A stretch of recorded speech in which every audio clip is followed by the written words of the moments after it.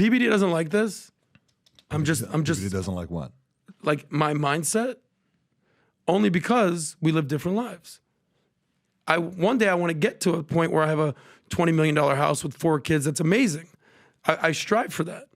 I know you're frustrated. I take the Uber, what have you. I'm projecting a little bit. No, not at all. But what I'm saying is... We had a very direct conversation last night. I think that may apply for somebody that's living a selfish life just for them. I get that. And a lot of people do today, more than ever before. What is the whole purpose why people are having fewer kids? We're becoming more selfish. Yes. Yeah, I mean, it's simple. Well, so we're becoming a more selfish society.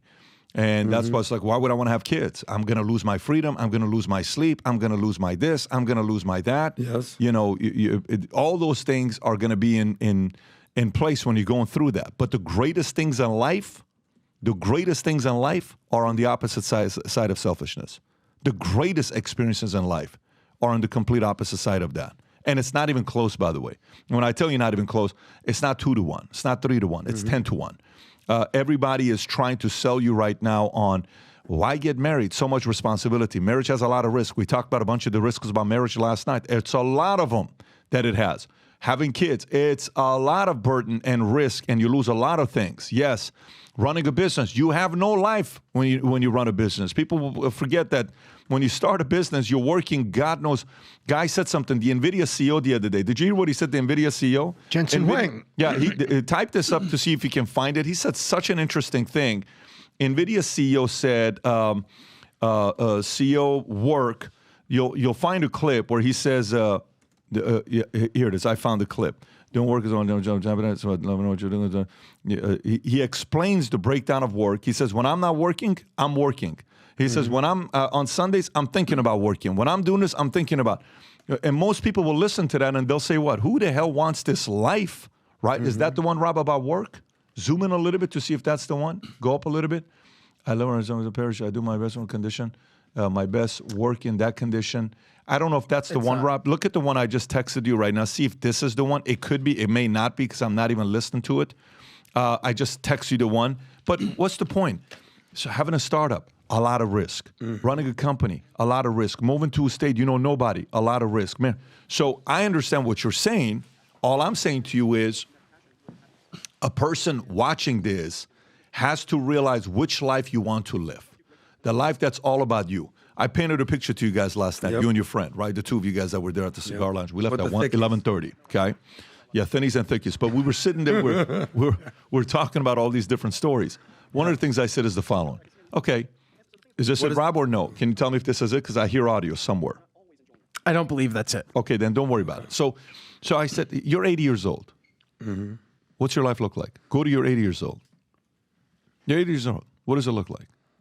You want to be, when you're 80 years old, you think you and I are sitting there thinking, look how many cars I got? You're not thinking that. At 80 years old, you think your joy comes from your collections of money you have in the bank? Probably not. Is it the art collection? Maybe you appreciate it when there's a story behind it. You probably like stories and experiences. But what do you think you value at 80 years old? How your kids are, how we're raised, what they're doing, their success and everything. Family, blood, relationships, friendships like this morning, late at last night, I sent him the text about the Hall & Oates, the falling out that they had. Sad, these guys, they're so out of touch. You make my dreams come. Just out of touch. Yeah, but I'm thinking about. Yeah, but the point is like 80, and then I asked these guys a question yesterday. I said, let me ask you, how old are you? He says 37. Yeah. I said, how old are you? He says he feels 37. Yeah. I said, okay. 43, whatever age you are, whatever age I am. Did you think you were going to be this age this quickly? Hell no. Tom, did you think you were going to be your age you are right now this quickly? Honestly. No. I never thought I'm going to be this age this quickly. It goes fast, and that's why purpose is so much more valuable to me. I look forward to being 80. You know why? Because when I'm 80, that makes Bailey 40. When I'm 80, that makes Brooke 37. I look forward to the joy of seeing the impact they're making and what they're doing in the next generation. And one or both of them will probably have kids. And then when I'm 80, I intend to be standing in a classroom and teaching. I'm going to be taken out feet first one day while I'm working. I believe you. And it's not because, oh, look at poor Tom saying he wants to work forever. No, I want to have purpose forever. That's the difference. That's the part, Vinny. And for I have a question for Tom when you're ready. And you have to be, as the individual watching, the reason why people are like, well, I can't believe you bring this person. I can't believe you bring that person. I disagree with what he said. I disagree with what he said. Listen, I like conversations.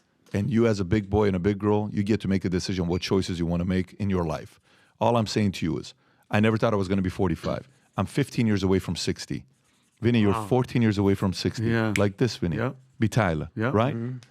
Hands, age, wrinkles. My back. Your back, all this stuff you're thinking about, that comes with age. And this thing's going to go by very quickly. Yeah. Do you want to sit there? So I'm thinking I'm 80 years old with 4 girls in my room. I'm like, listen, guys. One of you guys gets these 2 pills. Who is it going to today, right? At 80 years old. What are you going to do, okay? Every one of my girls are going to, one's going to be wearing Viagra shirt, one's wearing a Cialis shirt, the other one's wearing a CRT shirt, this other guy's, So the economy will be bad and they'll be rational. Yeah. However, at 80, you're sitting there and your grandkids are sitting in your lap, you're telling them stories. Your son, your daughters, hopefully you've raised good citizens. They're doing what they're doing. You got friends and companionship around that. Their kids are friends with your kids. This is what life is all about. And then hopefully if you've done well for yourself financially, you're able to enjoy it where you're not stressed out about money. You have money that's going to take care of you, retirement, your kids are, everything is in flow state. But it's very easy to fall for the selfish trap today. And when you do, 20, 30 years will go by like this. And a lot of exciting moments will be missed. But it is still, at the end of the day, your choice. I just think America's become a little too selfish. I'm with you, and this was my point, is that your life needs to be selfless now. You have 4 kids and a wife. Tom has 2 kids and a wife. He needs to be more selfless. I would encourage Vinny right now, or anyone who's single, you should be selfish AF for now. But I've made the commitment that I want to be a father one day. I want to have multiple kids. I want to be, with a woman and have kids. I've already had my relationship, didn't work out, whatever. I would encourage anybody that's single, be at least 80% selfish, at least. Because at some point, you're going to have to be 50-50, if not 80-20 the other way, right? So hang on. Do you really feel that way? Do you really feel that when you're young, they should be selfish and at some point you just flip the switch and it turns off? I do. I actually think I don't think so. You practice. You practice what becomes your character and your purpose. You practice it every day. So what percentage should you be selfish? It's not the word isn't selfish. Is when you're young, you should be prudent and maybe delay certain gratifications. Go on vacations with your friends, do things, but you shouldn't be balling out and overspending. No, you should be sensible when you're young, but you can be service oriented.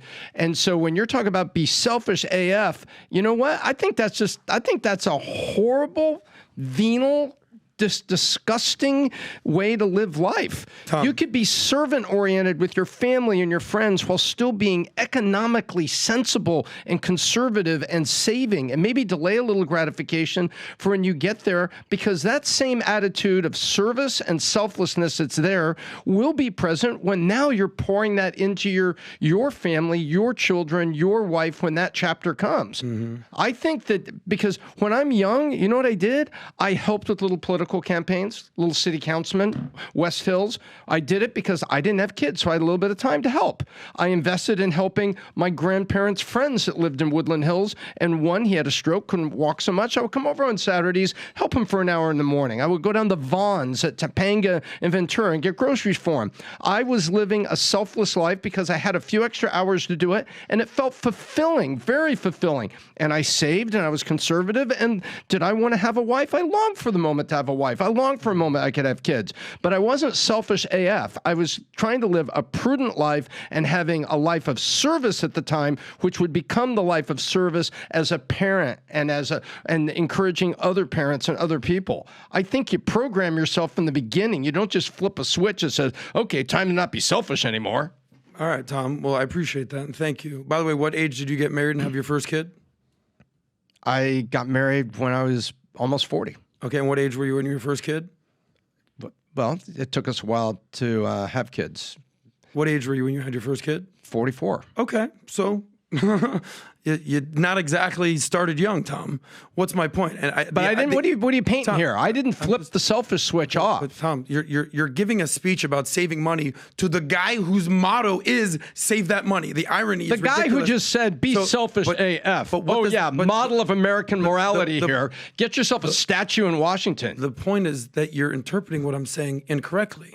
Wait, No, I'm interpreting what I heard. Tom, I know you're getting your period. It's that time of the month. Relax. Oh, Hear me baby out. princess. Oh, no, here it comes. Tom, here. We're going to have a mug, calm down, princess. I think everybody sips from it and is going to be saying, you know what? Everybody is right. Adam needs to calm down. Okay, Tom. Thank you for that. The point is, you didn't get married when you were 22, Tom. You didn't get married when you were 23, Tom. You were 33.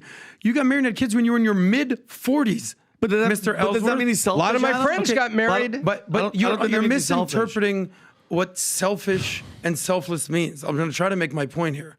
Selfish means you are more focused on what you're contributing to yourself and society, and you're focusing on your purpose rather than somebody else's purpose. So I often say purpose over pleasure, purpose over the other P word for yeah. Boontang.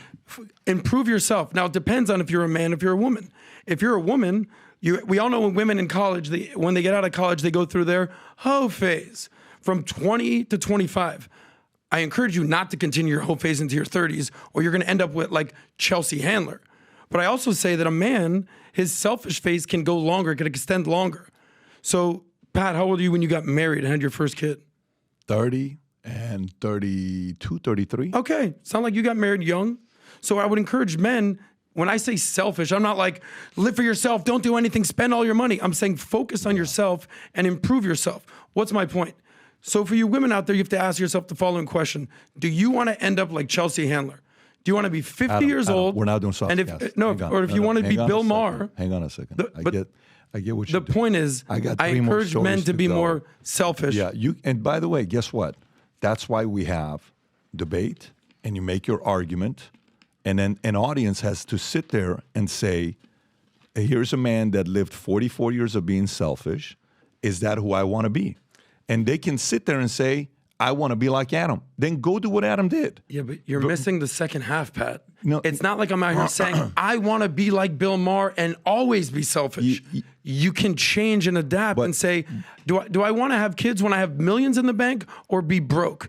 It's very Life beautiful to doesn't- be no. selfless when you're broke. Let me ask you a question. Did your parents have you when they were millionaires? No, they didn't. Are you and they glad- financially are- struggled are you like gla- crazy. are you and I glad- did not grow are up you- rich whatsoever. What do you think was your mom and your dad's biggest accomplishments in life? And this is a message for the ladies. My mom's biggest accomplishment is having me and my sister, by far. Exactly. Not another job. What do you think your dad's biggest accomplishment is? Providing for the family. Exactly. And having kids. Bro, but providing. Do you realize what a hero those two people are? Yes, but they have different hero-making abilities. No, so no. let me ask Tom a question. It's not, no, Tom, stay, no, okay, don't go ahead. digress. Just stay on this. I'm not digressing. To me, those guys are heroes. Okay, I'm not gonna Just because they had kids? It's no, because they fulfill their responsibilities of being a parent, and for me, trust me when I tell you this. Their greatest joy, your mom's greatest joy, is when you're around and you give her a hug and she sees you. It's her greatest joy. I agree. And your father, whatever kind of a relationship you guys had, you're one of his greatest joys. You and Jen, you guys are their greatest joy. It's a beautiful thing. You know, I have a lot of friends that think like you, and a lot of people that sit there and say, "Well, let me tell you, here's what I'm going to do." And da, da, da, da, da. Okay, great, no problem. Listen, ever since I was 6 years old, I wanted to be a dad.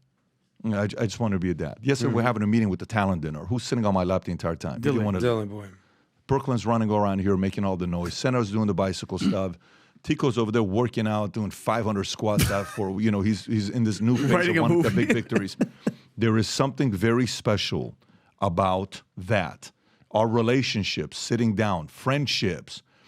As you age and you're going through what you're going through, trust me, I'm not at a place of the selfish score being super low. You've read my book, and Choose Your Enemies Wisely. I'm not sitting there saying being super low is also very productive for the marketplace, because we need you to have certain aspirations and things you're in pursuit of. Of course. Yes, But if you're saying you want to do this, but the life you're living is this, but you're saying you want this, and you're still living the selfish life age at a certain age too much, I don't know. I think you're missing out on opportunities. If there's ever been a time for you to find ways to get better strategies to recreate yourself so you can take your business to the next level in 2024, 2025, this is the time, because AI's speed of advancement is accelerating at pace that most people are not going to be able to follow unless if you're going out there getting these tactics and strategies from others. This is why once a year I host a conference called the Vault Conference.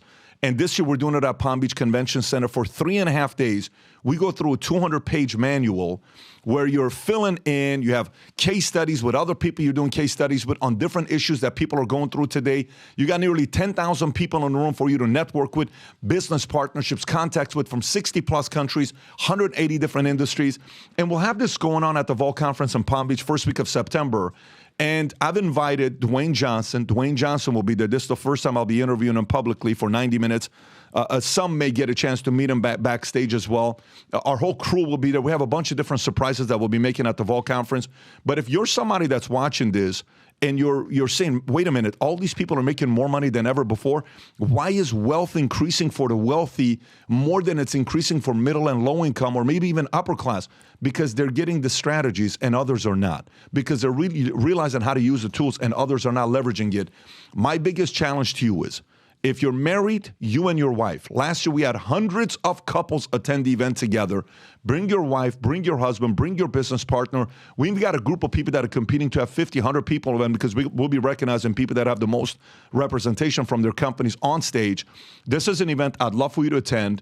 September, first week of September, Palm Beach. For those of you guys that have already bought your tickets, go to vtmerch.com on the homepage, click on the Vault Conference event, get your hotels booked as well because they're selling out quickly. You don't want to be somebody that has to book a hotel 30 minutes away because all the other hotels were taken. So if you want to get involved, if you want to spend this time with us, go on vtmerch.com or Rob, the QR code, if you can put the image up there so they can see it.